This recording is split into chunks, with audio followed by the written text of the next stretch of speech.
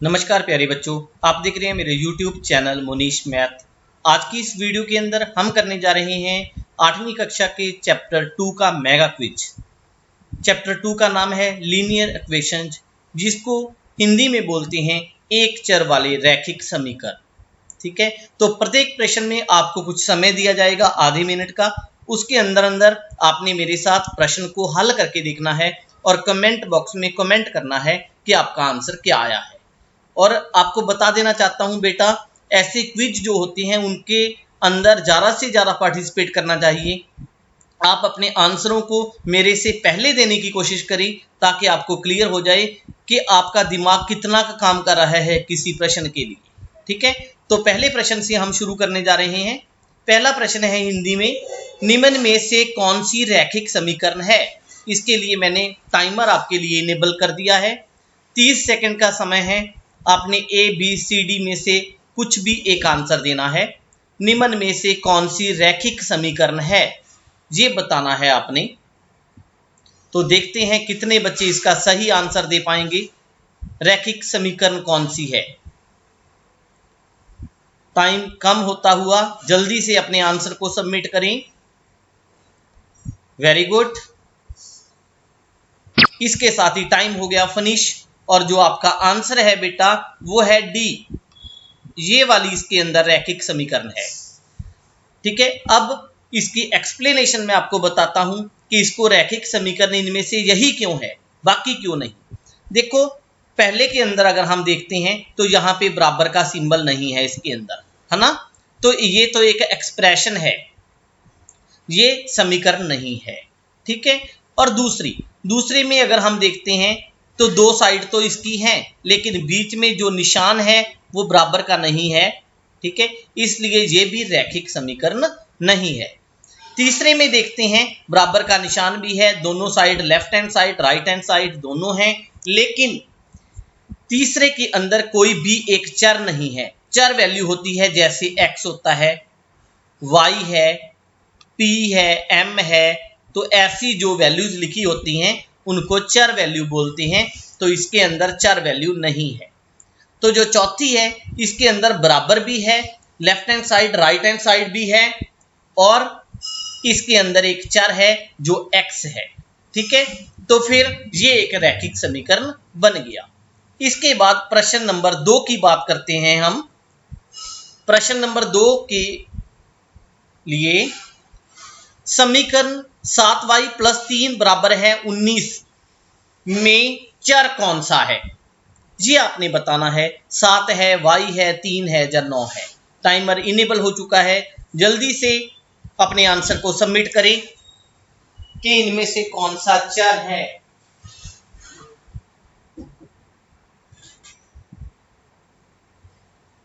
देखते हैं कितने बच्चे सही आंसर दे पाएंगे। टाइम शॉर्ट होता हुआ जल्दी से अपने आंसर को सबमिट करें बेटा। YouTube के कमेंट बॉक्स में कमेंट करें। इसके साथ ही टाइम फिनिश हो चुका है और जो आपका आंसर है वो है हमारे पास बी इसका आंसर आएगा। इन्होंने कहा है इनमें से चर कौन सा है, जैसे मैंने आपको पहले प्रश्न के अंदर बताया था। ठीक है, तो चर वैल्यू जो होती है, ठीक है, वो वैल्यू होती है जिसकी वैल्यू हमें अननोन होती है, पता नहीं होती। ठीक है, तो y यहां पे चर वैल्यू है। क्लियर। और जो बाकी हैं 7, 3, 19, इनको क्या बोलते हैं फिर? इनको बोलते हैं अचर वैल्यू। ठीक। इसके बाद प्रश्न नंबर 3 की बात करते हैं। प्रश्न नंबर 3 में कहा गया है, यदि 8x + 3 बराबर है 25 + 17x हो तो x का मान किस प्रकार का होगा। टाइमर इनेबल हो चुका है। x का मान एक भिन्न होगा, एक पूर्णांक होगा, एक परिमेय संख्या होगी जहां हल नहीं किया जा सकता। बताओ इनमें से कौन सा आंसर आएगा। सारे बच्चे पार्टिसिपेट करें। YouTube के कमेंट बॉक्स में कमेंट करें ताकि मेरे को भी पता चले कि कितने बच्चे सही आंसर दे पाते हैं। बाद में एक्सप्लेनेशन तो आपको मिल ही जाएगी, लेकिन कमेंट करने की भी कोशिश किया करें। इसके साथ ही टाइम फिनिश हो चुका है और जो इसका आंसर है बेटा, आंसर इसका आएगा एक परिमेय संख्या C। ये क्यों आएगा? कई बच्चों को ये कंफ्यूजन है कि भिन्न क्या होती है, पूर्णांक कौन से होते हैं, परिमेय संख्या कौन सी होती है। बेटा जैसे मान लो हमारे पास है 2/3, ये एक भिन्न है, ठीक है। लेकिन अगर हम भिन्न के आगे कोई माइनस का निशान लग जाता है, मतलब वो जीरो के, अगर हम संख्या रेखा की बात करते हैं तो जीरो के दाईं तरफ आता है, बाईं तरफ सॉरी, लेफ्ट हैंड साइड पे आता है, ठीक है। तो जो माइनस की भिन्न होती हैं इसको हम भिन्न नहीं बोलते, इसको परिमेय संख्या बोली जाती है, ठीक है। जो भिन्न होती है वो हमेशा पॉजिटिव ही होती है। इसका मतलब ये हुआ कि सभी परिमेय संख्याएं जो हैं वो भिन्न नहीं होती, लेकिन सभी भिन्न परिमेय संख्याएं होती हैं, ठीक है। अगर हम कहें कि 2/3 परिमेय संख्या है या नहीं, 2/3 परिमेय संख्या है, लेकिन अगर इसके आगे माइनस का निशान लग गया तो ये भिन्न नहीं रहेगी, लेकिन परिमेय संख्या तो रहेगी, ठीक है। इसका अगर हम हल करते हैं, जो इन्होंने दी गई समीकरण है, इसमें देखें अगर हम x वाली 17x को इस साइड ले जाएंगे, आपने इस चैप्टर को कर रखा है पहले, 3 को हम इस साइड ले जाएंगे, ठीक है। तो 17x को जब हम इस साइड लेके जाएंगे तो 8x में से 17x निकालेंगे तो हमारे पास प्राप्त होगा -9x। क्लियर? -9x आ जाएगा। और दूसरी तरफ 25 पड़ा था, 3 उस साइड माइनस का था तो इस साइड आकर प्लस का हो जाएगा, ठीक। तो 25 + 3 कितना हो जाएगा? 28। तो आपका आंसर कितना आएगा? 28/-9। ये जो -9 होता है ये कहां चला जाएगा? नीचे आ जाएगा, ठीक है। तो ये एक परिमेय संख्या होगी। उसके बाद प्रश्न नंबर 4 की बात करते हैं। प्रश्न नंबर 4, एक पद को समीकरण के एक पक्ष से दूसरे पक्ष में ले जाना कहलाता है। टाइमर इनेबल है। बड़ा आसान प्रश्न है बेटा ये। जब हम देखो पहले प्रश्न के अंदर, तीसरे प्रश्न के अंदर हमने क्या किया था, 3 को उस साइड ले गए थे ना। तो जब हम वैल्यूज को, किसी अंकों को, चर को इस साइड से दूसरे पक्ष में लेके जाते हैं तो उसको क्या बोलते हैं, कौन सी क्रिया है वो, ये बताना है। बड़ा आसान है।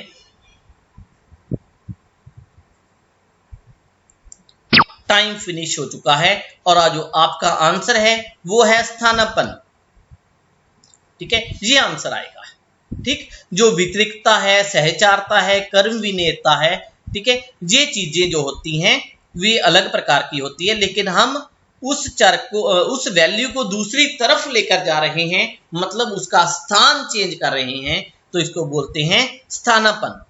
क्लियर? उसके बाद प्रश्न नंबर 5 की बात करते हैं। 5वें प्रश्न के अंदर निम्न में से किस समीकरण का हल ना तो भिन्न है ना ही पूर्णांक है?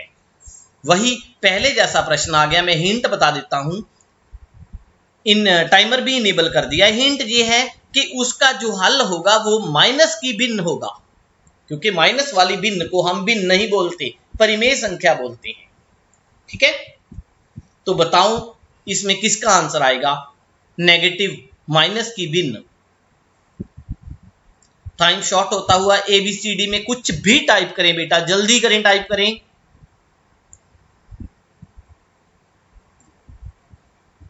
टाइम फिनिश हो चुका है और इसका जो आंसर है हमारे पास माइनस की भिन्न, यहां पे किसका आंसर आएगा? तो ये है हमारे पास बेटा सी ऑप्शन। कैसे? इसका हल करके देखें। 4x जहां पड़ा है यहां पे 1x पड़ा है, x को हम इस साइड लेकर आएंगे तो 4x में से, क्योंकि ये माइनस का हो जाएगा तो कितना बन जाएगा? 4x में से 1x निकाला तो ये आ जाएगा 3x। ओके, लेकिन जब हम 7 को इस साइड लेकर जाएंगे तो 2 में से 7 जब हम निकालेंगे, x तो वहां चला गया, तो ये बन जाएगा -5। क्लियर? तो ये 3 नीचे आ जाएगा, x का मान आ जाएगा -5/3। यहां से जो 3 है ये हटकर यहां नीचे आ जाएगा, तो x का मान हो जाएगा -5/3, जो कि एक परिमेय संख्या है, ना तो भिन्न है ना ही एक पूर्णांक है। क्लियर? इसके बाद प्रश्न नंबर 6,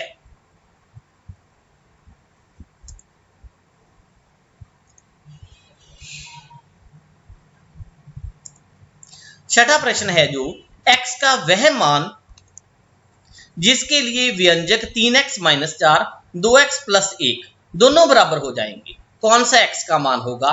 टाइमर इनेबल है, बताएं। ए आंसर आएगा, बी आएगा, सी आएगा या डी आएगा। जल्दी से बताएं बेटा, पार्टिसिपेट किया करें, ज्यादा से ज्यादा बच्चे यूट्यूब के कमेंट बॉक्स में कमेंट किया करें।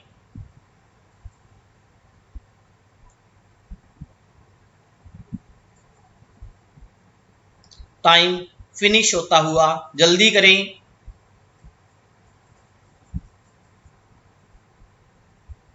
इसके साथ ही फिनिश हो चुका है टाइम, और जो आपका आंसर है वो है सी ऑप्शन आएगी इसकी। ठीक है, कैसे आए, 5 को इसके अंदर भर के देखो, 5 दिया 15, 15 में से 4 गए, कितना जाएगा 11।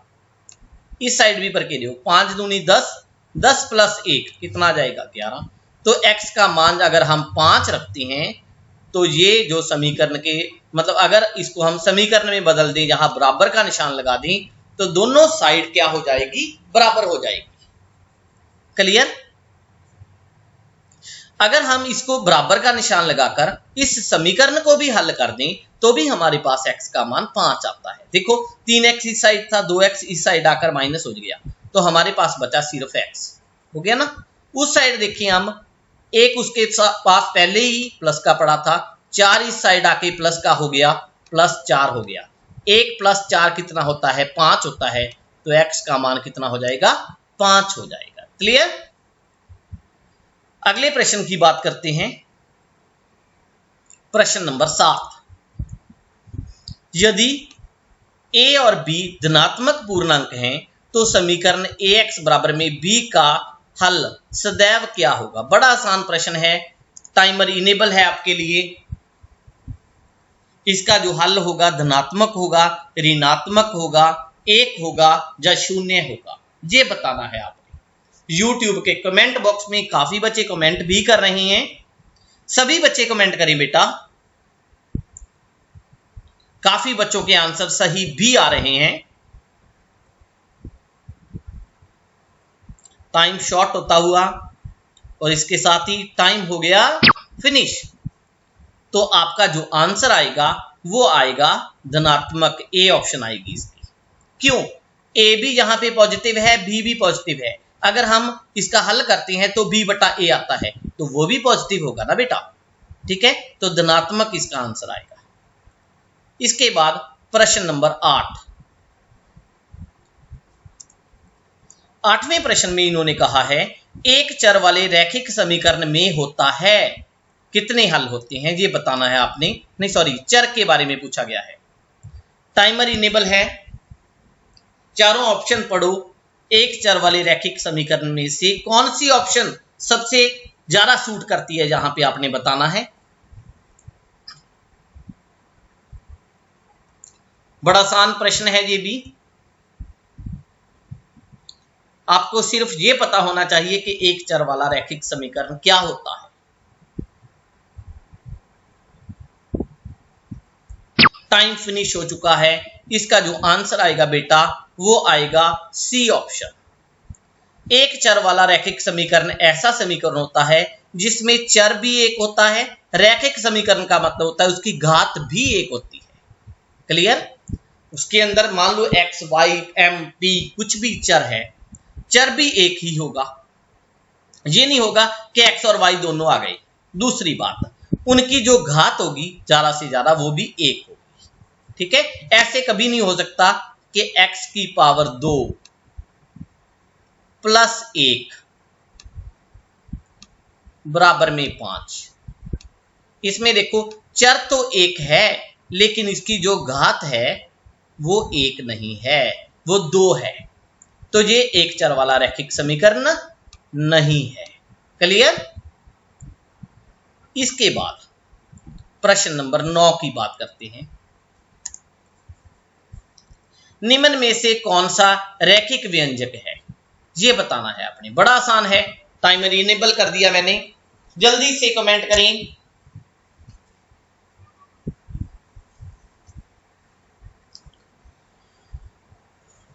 टाइम शॉर्ट होता हुआ। कौन सा रैखिक व्यंजक है? बड़ा आसान प्रश्न है। सभी बच्चे कमेंट किया करें प्लीज।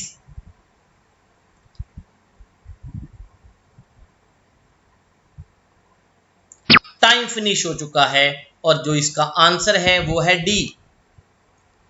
देखो बेटा, रैखिक व्यंजक भी वही होता है। देखो, रैखिक का मतलब उसकी जो घात होगी चर की वो क्या होगी? एक होगी। ठीक है, तो उसके अंदर एक चर होना चाहिए और उसकी घात एक होनी चाहिए।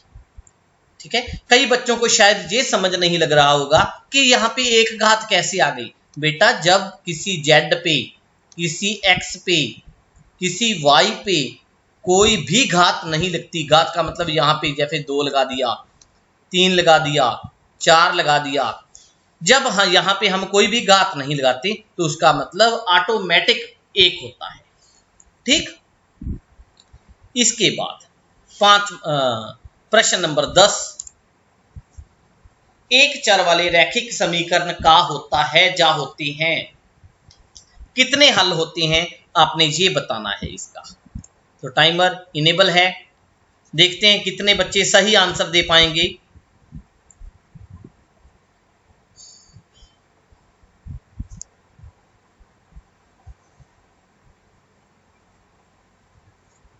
जल्दी से कमेंट करें, सभी बच्चे पार्टिसिपेट किया करें। पार्टिसिपेट करने से आपके जो माइंड का लेवल है वो काफी अप चला जाता है बेटा, और आप पेपर में अच्छे से परफॉर्म कर पाते हैं। टाइम आपका फिनिश हो चुका है और जो इसका आंसर है आपके पास वो है ए। एक चर वाले रैखिक समीकरण का सिर्फ एक ही हल होता है। ठीक, ये याद रखना है आपने। इसके बाद प्रश्न नंबर 11। प्रश्न नंबर 11 में इन्होंने कहा है -4/3y बराबर में -3/4, तो y का क्या मान आएगा? टाइमर इनेबल है, y का मान बताना है कितना आएगा। बड़ा आसान प्रश्न है ये भी।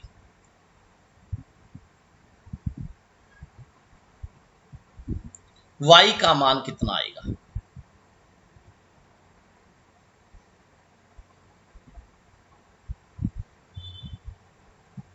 फिनिश, टाइम फिनिश हो चुका है और जो इसका आंसर आएगा वो आएगा हमारे पास सी ऑप्शन।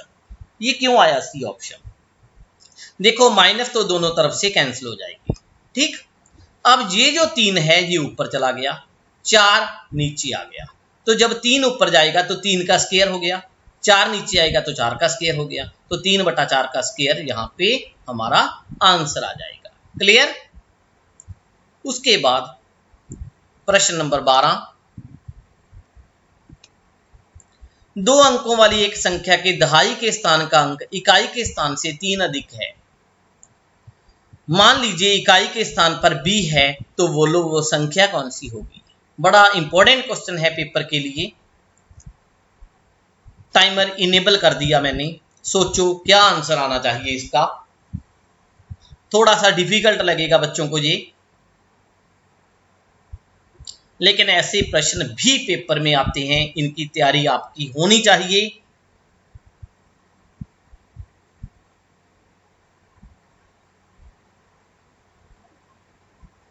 टाइम शॉर्ट होता हुआ जल्दी से आंसर सबमिट करें अपना। टाइम फिनिश हो चुका है, तो इसका जो आपके पास आंसर है वो है हमारे पास ए ऑप्शन। ठीक है, कैसे आई ये ऑप्शन?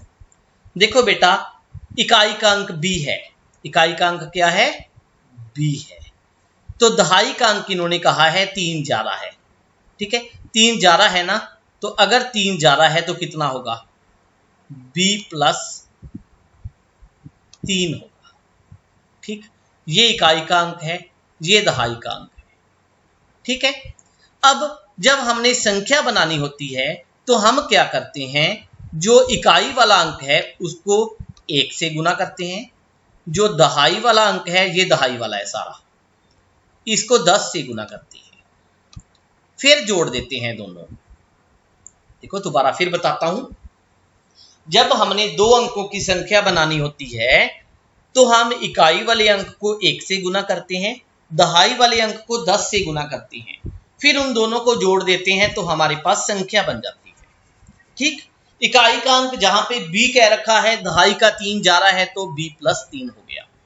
अब इनको हल करें, यहां तो आ जाएगा सिर्फ b, ऊपर तो नीचे 10 से गुना करेंगे तो 10b + 30 कितना आ जाएगा, 10b + 10 दिया 30, ये आ जाएगा।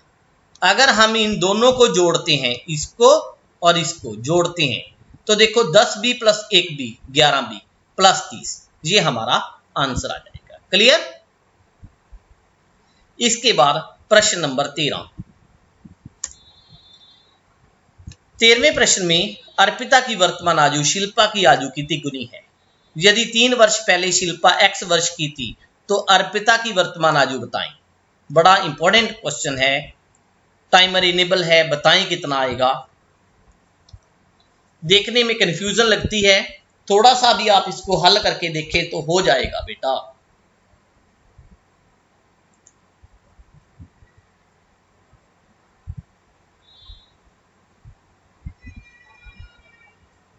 टाइम शॉर्ट होता हुआ जल्दी से अपने आंसर को YouTube के कमेंट बॉक्स में कमेंट करें।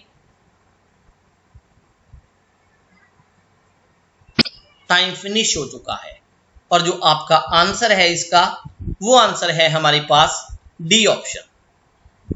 कैसे आया ये डी ऑप्शन, देखो कहां से मैं शुरू कर रहा हूं, कैसे इसको हल करता हूं। ध्यान रखना, जैसे दिमाग मैं लगा रहा हूं ऐसे ही दिमाग आपने लगाना है। देखो अर्पिता की वर्तमान आयु शिल्पा से तिगुनी है, ये बताया ना। उसके बाद 3 वर्ष पहले शिल्पा x वर्ष की थी। ठीक है, 3 वर्ष पहले शिल्पा x की थी तो अब शिल्पा कितने की है बेटा, अब शिल्पा है x+3 की। नहीं समझ लगी। मान लो मेरी बात करते हैं, मैं 3 वर्ष पहले 30 वर्ष का था तो अब कितने का हूं, 30 + 3 33 वर्ष का। तो फिर शिल्पा 3 वर्ष पहले x वर्ष की थी तो अब कितने की है, x+3 की है। उसके बाद क्या कहा है, अर्पिता इससे तिगुनी है, तो इसका मतलब इसकी आयु को जब हम 3 से गुना कर देंगे तो हमारे पास अर्पिता की आयु आ जाएगी। क्लियर। तो ये फिर अर्पिता की आयु आ गई हमारे पास, डी ऑप्शन। ऐसे करके ना शॉर्ट में आंसर आने चाहिए आपको। ये नहीं है कि आप कॉपी पे सॉल्व करने लग जाएं और फिर इसका आंसर निकालें, फिर तो पूरे क्विज के अंदर आप एक ही प्रश्न को हल कर पाएंगे। इसके बाद प्रश्न नंबर 14। 14वें प्रश्न में कहा है कथन x के 4 गुने में 15 जोड़ने पर 39 मिलता है, तो बताएं इसकी समीकरण क्या बनेगी। बड़ा आसान प्रश्न है, टाइमर इनेबल है। 30 सेकंड के अंदर अंदर YouTube के कमेंट बॉक्स में हर बच्चा कमेंट कर दे इस बार। बड़ा आसान प्रश्न है जी, 6ठी कक्षा में भी थे ऐसे प्रश्न।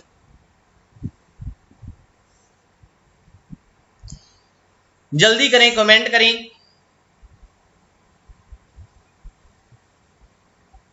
टाइम शॉर्ट होता हुआ और इसके साथ ही टाइम फिनिश हो गया। तो बेटा इसका जो आंसर है, देखो x के 4 गुने में, ये देखो x का कितने गुना, 4 गुना, तो मैं इसके आगे 4 लिख देता हूं। 15 जोड़ने पर मैं इसमें क्या जोड़ूं, 15 जोड़ दूं, तो मेरे को क्या मिलेगा, मेरे को मिलेगा 39। ये हमारा आंसर आ जाएगा। दोबारा बताऊं, इन्होंने कहा था x के 4 गुने में, ये x था, इसका 4 गुना, इसके आगे 4 लिख दिया मैंने। जब कोई भी बीच में निशानी नहीं होती इसका मतलब गुना होता है। 15 जोड़ने पर मैंने इसके अंदर 15 जोड़ दिए, इसने कहा 39 मिलेगा, मैंने बराबर में 39 लिख दिया, तो ये मेरा आंसर आ गया पूरा। क्लियर। इसके बाद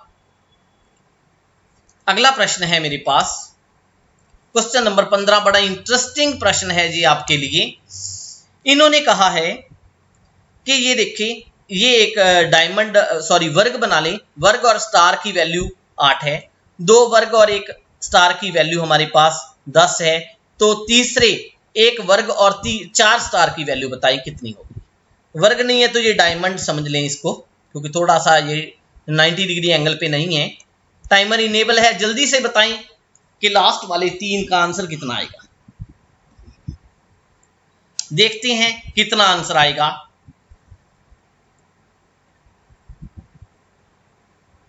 जल्दी करें, टाइम शॉर्ट होता हुआ। बड़ा इंटरेस्टिंग क्वेश्चन है जी।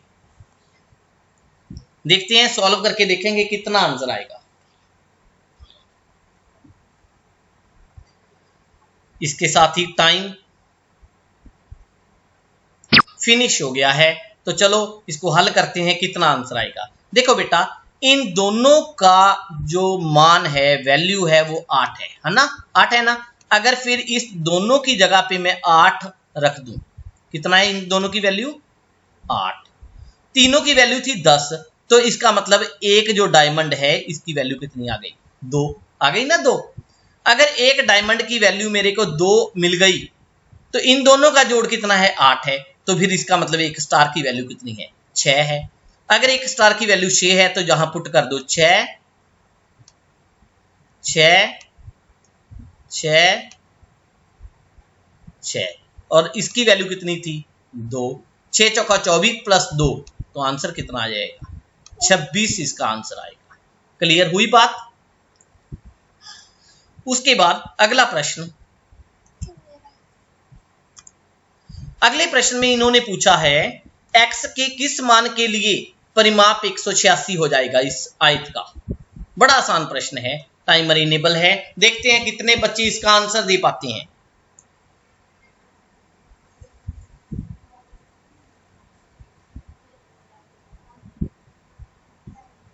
जल्दी से आंसर देने का प्रयास करें।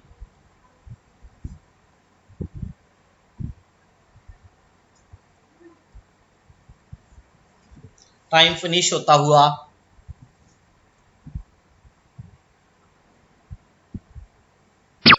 एंड हो चुका है। तो बेटा इसका सोल्यूशन मैं आपको बताता हूं कैसे होगा। आपको पता है कि आयत का जो परिमाप होता है वो होता है 2 गुना l प्लस बी। ठीक है, अगर हम वहां से 2 हटा दें तो इसका मतलब क्या हुआ? l प्लस बी को जोड़ने पर परिमाप का आधा आ जाएगा। नहीं समझ लगी बात? परिमाप जो होता है वो होता है 2 गुना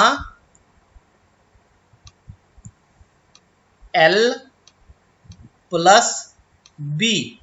आयत का परिमाप इसके बराबर होता है। अगर मैं यहां से इस 2 को हटा दूं, ठीक है, तो इसका मतलब परिमाप का आधा किसके बराबर आ जाएगा? l प्लस बी के। तो फिर परिमाप का आधा कितना हो जाएगा यहां पे? 93। ठीक है, 186 का हाफ करते हैं तो कितना आ जाएगा? 93। क्लियर हुई बात? फिर परिमाप का आधा मतलब a प्लस बी, इन दोनों का जोड़ करें आप। 5 प्लस 2x 7x,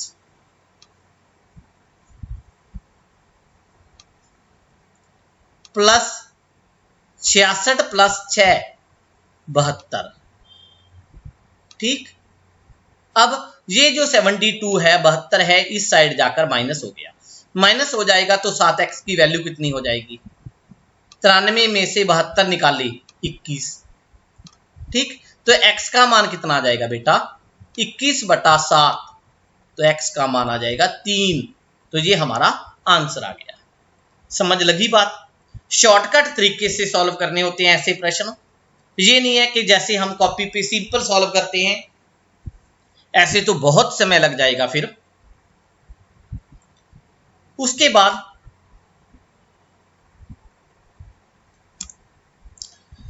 एक लास्ट प्रश्न है हमारा। एक डैश वह समीका है जो समीका के चरों के सभी मानों के लिए सत्य है। बड़ा इंपॉर्टेंट प्रश्न है और सिंपल है। जो चैप्टर का नाम है वही आ जाएगा। ठीक है, समीका के चरों के सभी मानों के लिए जो सत्य है उसको क्या बोलते हैं? कौन सी समीका होती है वो? इसका आंसर मैं बिना टाइमर इनेबल किए बताता हूं आपको। अगर आप बता सकते हो तो मेरे 5 गिनते गिनते यूट्यूब के कमेंट बॉक्स में कमेंट कर दें। 1 2 3 4 5। तो बेटा इसका आंसर है हमारे पास